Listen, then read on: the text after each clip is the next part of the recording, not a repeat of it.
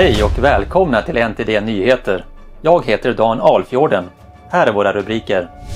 Epstein-dokument avslöjar hur mycket en brittisk prins fick betala för sex med en minderårig.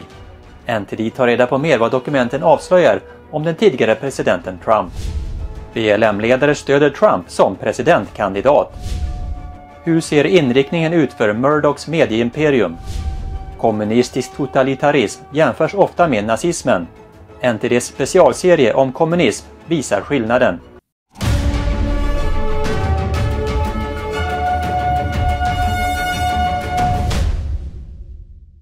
Hur mycket påstods prins Andrew har betalat för sex med en minderårig?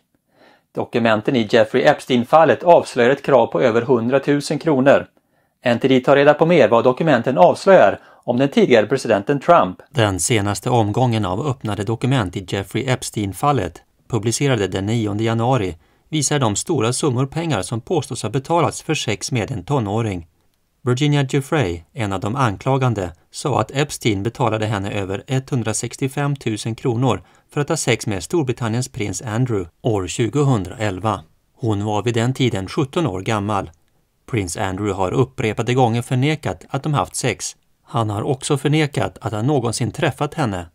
De 1482 sidor som publicerats är den sista omgången av dokument som offentliggjorts. De inkluderar flera vittnesmål från Ghislaine Maxwell, ett från Epstein och ett från Giuffre och ett från Sarah Ransom, en vuxen som påstås vara ett av Epsteins offer. Dokumenten är en del av Giuffres stämningsansökan mot Epsteins långvariga partner. Målet avgjordes 2017 och i de kraftigt redigerade dokumenten ingår anklagelser om att Giuffre uppmanades att ha sex med andra högprofilerade män som Glenn Dubin, en hedgefondchef och miljardären Les Wexner, detaljhandelsmagnat samt vd och grundare för underklädeskedjan Victoria's Secret. Båda männen har förnekat Giuffres påståenden. Den tidigare presidenten Donald Trump identifierades också i vittnesmålen. Giuffre sa att hon träffat den tidigare presidenten men inte sett honom göra något olämpligt. Men Ransom hävdade i ett e-postmeddelande från 2016 till en kolumnist på New York Post att Trump var inblandad i Epsteins sexhandel. Hon tog senare tillbaka påståendet i ett uppföljande e-postmeddelande. Trump sa i ett inlägg på sociala medier att han aldrig åkt med Epsteins flygplan eller varit på hans dumma ö efter att bilder av de två gjorda med artificiell intelligens dök upp online. Han sa att detta är vad demokrater gör mot sin republikanska motståndare som leder stort över dem i opinionsundersökningarna. Maxwell dömdes av en jury 2021 för 5 federala anklagelser om sexhandel. Hon avtjänar för närvarande ett 20-årigt fängelsestraff men har överklagat domen. De 5 omgångar av Epsteins domstolshandlingar som publiceras under den senaste veckan har innehållit få detaljer som inte tidigare varit kända. Nu när Jeffrey Epsteins domstolshandlingar offentliggörs, vilken betydelse har det och vad behöver fortfarande hända? Ntd får en analys av USAs sex- och människohandel av Jacob Bowens, en förkämpe mot sexhandel. Bowens egen syster blev offer för sexhandel. Han hjälpte till att rädda henne och har sedan dess varit engagerad i kampen mot sexhandel. Denna intervju är inspelad den 4 januari efter att de första dokumenten släpptes. Bowens, thank you so much for joining us. Great to have you on the show. Thank you. Appreciate it. To begin, give us a sense of what the significance of the Jeffrey Epstein documents being unsealed is. Yeah, I think there's a lot to discuss with this particular set of documents. This is the 8th occurrence of documents being released, but we have to remember these documents are only released because it was ordered by a judge as part of a defamation lawsuit settlement. So the documents are not being released to combat human trafficking. The documents are not necessarily released to subpoena and prosecute. So the spirit of the release is wrong. Now we can use this information and we can go dig deep and hopefully subpoenas will happen. And there is some new information. But honestly, for the most part, there's not a single name that was mentioned that we did not know in 2007 or 2012 or 2019 with the Epstein arrest. So for us in the industry, the names are not new, but it is important that we do now see corroboration of saying, okay, yes, the names are official. And I think probably one of the most critical things that was released is a second witness that is saying, wait a minute, Bill Clinton was on the island. So I think that's a silver lining with the release so far for me, is that we can dig into these relationships and say, okay, let's continue to investigate, and then hopefully subpoena, cross-examine, and prosecute. Expanding on that, on the note of prosecution, how do we get there? You mentioned subpoenas, but it seems it's not just the clients, right? How do we find out who the buyers are? How do we go about 100%. That is the only question we should be talking about, because we have a Jeffrey Epstein incarcerated, lost his life, right? We have a Ghislaine Maxwell jailed and incarcerated under sex trafficking, yet we've never seen a single buyer on a witness stand. Not one. That doesn't make sense. You can't say they trafficked human beings, but there are no buyers. There is no trafficking without buyers. It's a crime of supply and demand, and because the demand is so high, there was supply. And that's what the names should lead to. The FBI is sitting, they confiscated Epstein video. So the names that were just released were names that were given to the FBI predominantly from Maxwell's testimony, Maxwell's trial. Give us the information you had since 2012 on Epstein. Give us the Epstein flight logs. Let's cross-corroborate those, and let's see who's in the videos. And take who's in the videos and cross-collaborate that with the names that are on the flight logs. And then go after those people and say, now we're going to get you into the court of law. We're going to cross-examine you to determine, are you a buyer? Now, when it comes to sex trafficking, it's more than this high-profile case. You've mentioned on your podcast that many, many children are being targeted in America alone while this case unfolds. What should be done here? Yeah, and thank you for that question, because I think at this point, America, we focus so much on Epstein, not really understanding what the climate of the crime is. It's a $152 billion industry selling women and children. It is arguably the #1 societal problem in our country. And it touches everything else, because crime begets crime. With sex trafficking comes debt bondage and debt labor and labor trafficking and money laundering and illegal, contraband smuggling. It all comes together. But it's proliferated our culture. The average buyer in the United States today, 2,000 cases, reported cases of human trafficking, sex trafficking specifically, that we have profiled over the last 2 years. The average buyer is a father of 2 who earns north of $100,000 a year. That means it's not who people think. It's in their neighborhood. It's in their church. It's in their schools. It's on every social media app. When I sit with people and I take a school auditorium full of kids, high schoolers, and I say, raise your hands if you've had this phrase asked of you in your DMs, right? And the hands go up. But I tell the principal before what that phrase means, right? They go pale. And I say, wait a minute, you want to tell me that 60% of the girls in our school have already been speaking to a predator on social media? They're being profiled? Yes, absolutely, because predators take time. On average, 9 months to desensitize and groom a child before they boldly make a move. This is not kidnapping. Trafficking and kidnapping in the U.S. is 1.7% of the crime. The rest, 25 through 47% of trafficking in the U.S. across the 50 states, 25 to 47% is what's called familial trafficking. It means it's a familial figure to the child, most often a caregiver, a coach, a mom, a dad, an uncle, a trusted individual that at first exploited that child and introduces that child into the world of sex trafficking. So it's local. It should be personal to every American. And on that note, when it comes to the sex trafficking victims, given your own family history with this topic, how can they begin to get closure? Massive amount of healing, the right kind of healing. And we offer, look, on our website, helpjbm.org, we provide resources to families how to prevent it in their home, how to spot and identify a potential trafficking victim or a child at risk. But most importantly, the child who has already now gone through abuse. That is a very, very long journey. It's the most difficult work.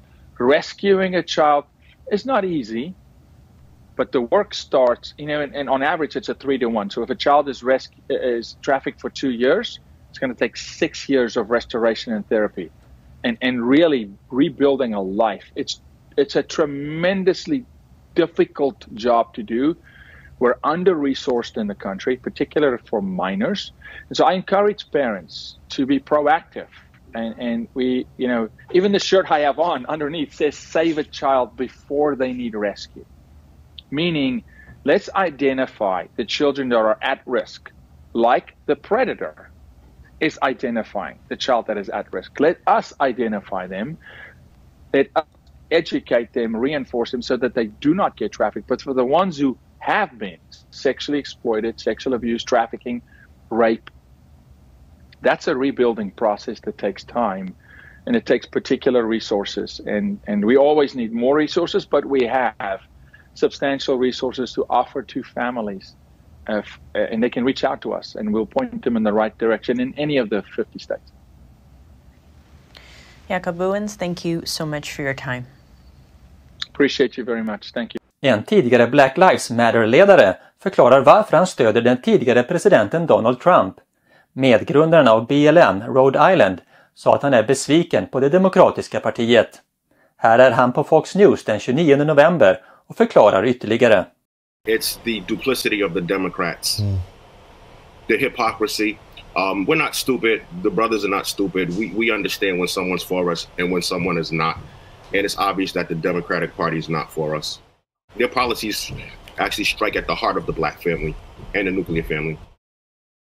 Mark Fisher säger att han fortfarande är ansluten till Black Lives Matter. Han anklagar demokraterna för att inte hjälpa svarta människor samtidigt som de tar de svartas röst för given.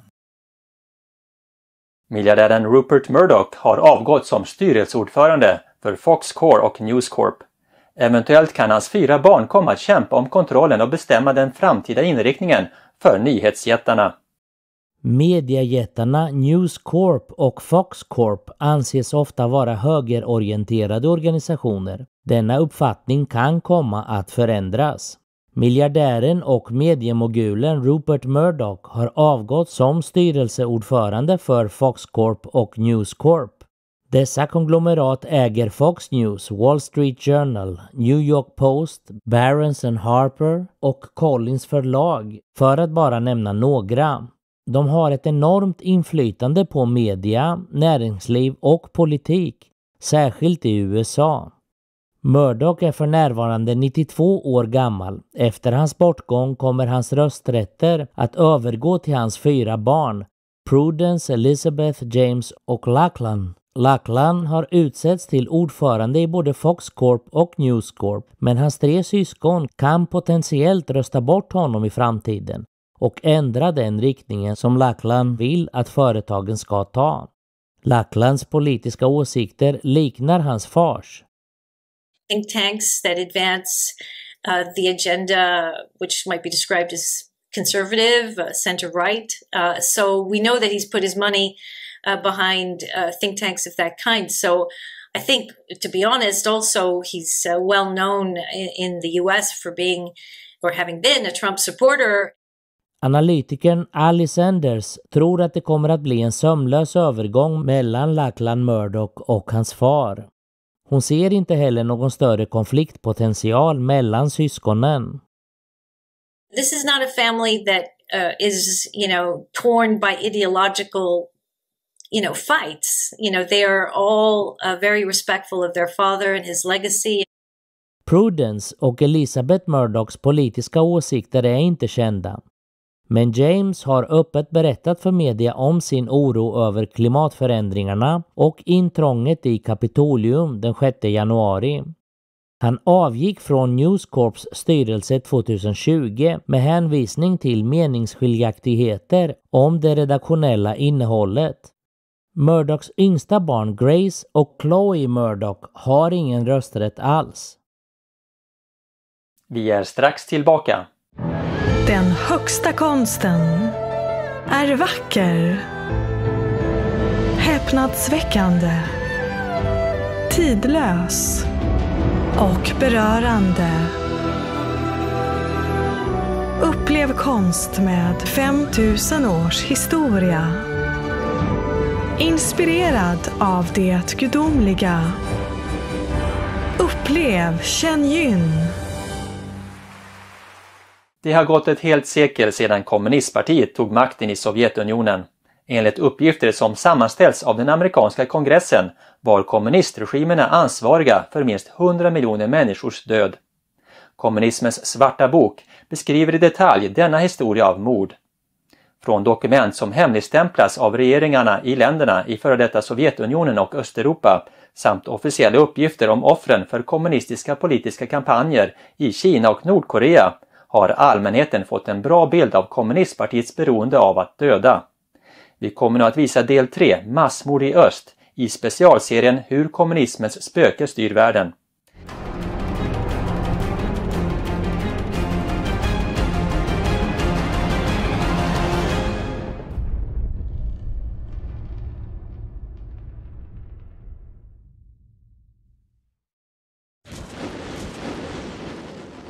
It has been a full century since the Communist Party seized power in the Soviet Union.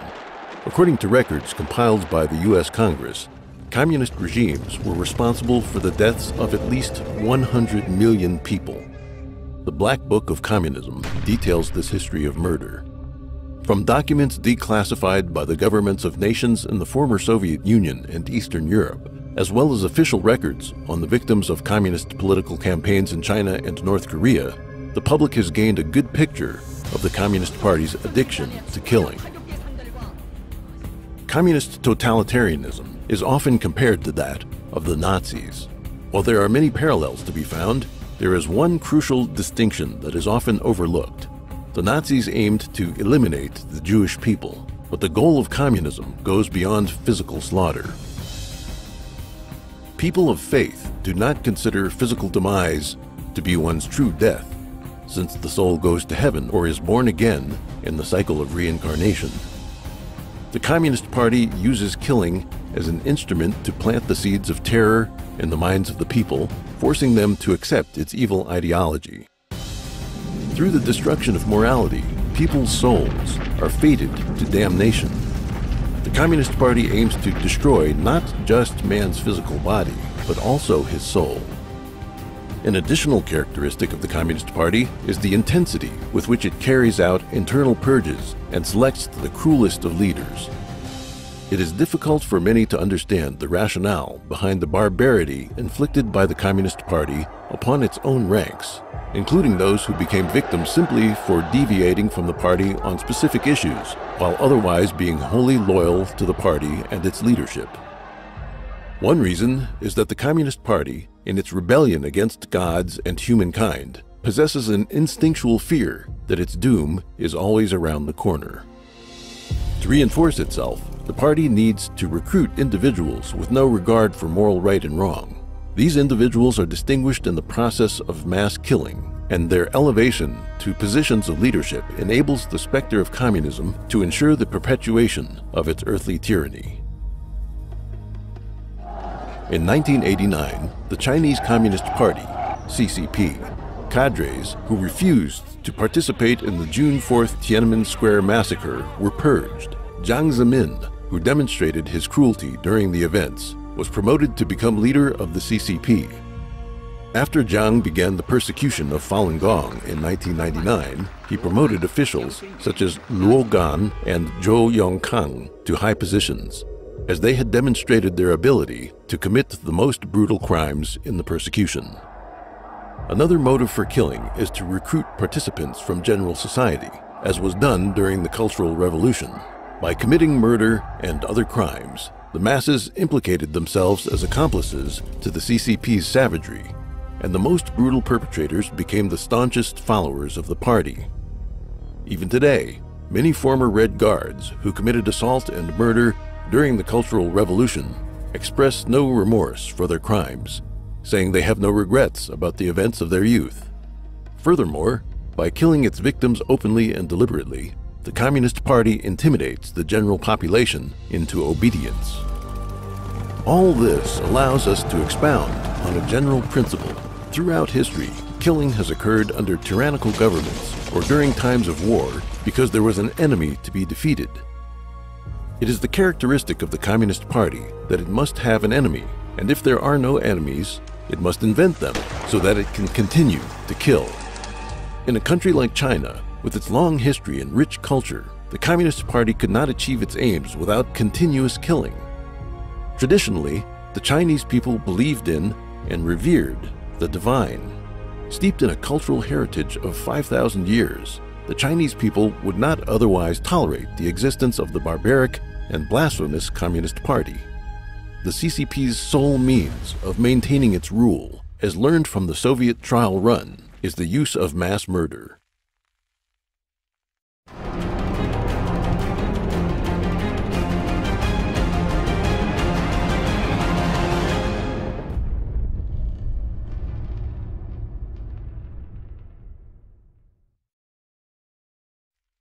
One, the violent foundations of communist rule. Being the embodiment of an evil specter, communism's starting point could not be anything other than dishonorable. After Karl Marx proclaimed that, quote, a specter is haunting Europe, the specter of communism, bandits and ruffians established the Paris Commune, laying waste to the French capital and its unparalleled works of art and culture. In Russia and China, the Communist Party of the Soviet Union, CPSU, and the CCP seized power through despicable acts of conspiracy and bloodshed. A. The rise of the Soviet Communists. In February 1917, food shortages and deteriorating working conditions drove Russian industrial workers to go on strike. As the turmoil spread across the country, Tsar Nicholas II stepped down from the throne, and the Russian Provisional Government was established. Learning of these events, Vladimir Lenin immediately returned to Russia from exile in Switzerland. At the time, World War I was raging. The countries between Russia and Switzerland were all hostile. In late 2007, the German magazine Der Spiegel revealed a 90-year-old secret. Kaiser Wilhelm II, who regarded Russia as a grave threat, realized that Lenin could bring disaster to Russia, so he allowed Lenin to travel through Germany to Sweden, then Finland, and eventually back to Russia. Wilhelm II also provided money and munitions to Lenin. By the end of 1917, Lenin had received 26 million marks from Germany. Winston Churchill had this to say about Germany's role in Lenin's return. They used the most lethal weapon in Russia. They shipped Lenin back in a tightly sealed truck, as if shipping a type of plague virus to Russia. Lenin carried out a coup on November 7, 1917, or October 25 by the traditional Julian calendar. With the October Revolution, Lenin overthrew the provisional government and established the world's first communist regime. But in the democratic election for the Russian Constituent Assembly, the Party of Socialist Revolutionaries, SRs, won a majority of national votes over Lenin's Bolshevik Party, which controlled the government administration. Out of an electorate of 44.4 million people, 40% voted for the SRs, with the Bolsheviks losing by a 20% margin. After this setback, in the Russian Constituent Assembly meeting on January 5, 1918, Lenin trampled on his promises and declared the Constituent Assembly an, quote, enemy of the people. Having prepared in advance to enact martial law on the day of the Assembly's meeting in the Russian capital of Petrograd, the Bolsheviks mobilized troops and disbanded the Constituent Assembly by force, destroying the democratic process in Russia.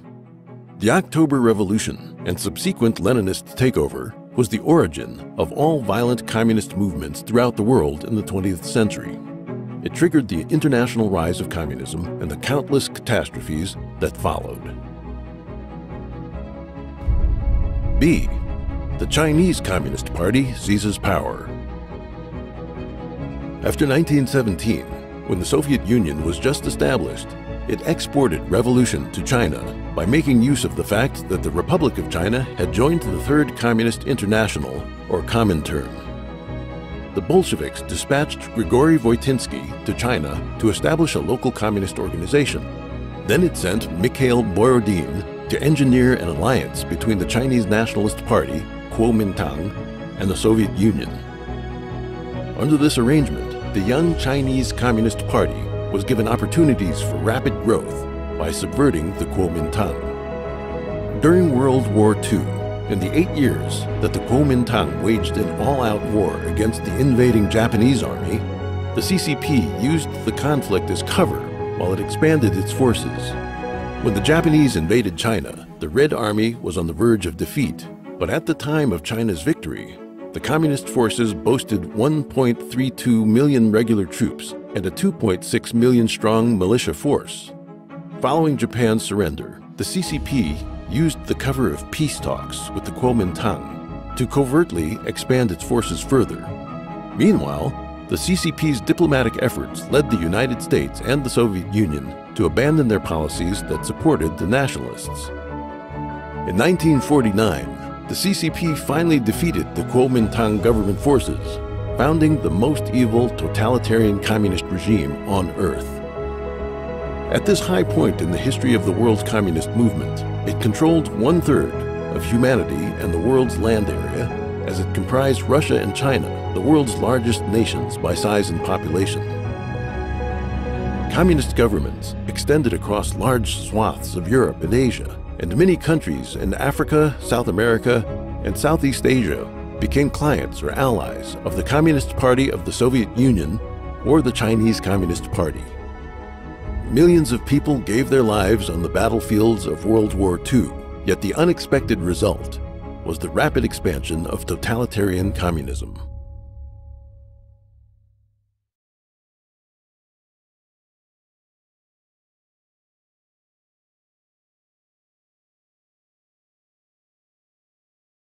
Detta var den första delen av del 3 till vår specialserie Hur kommunismens spöke styr världen.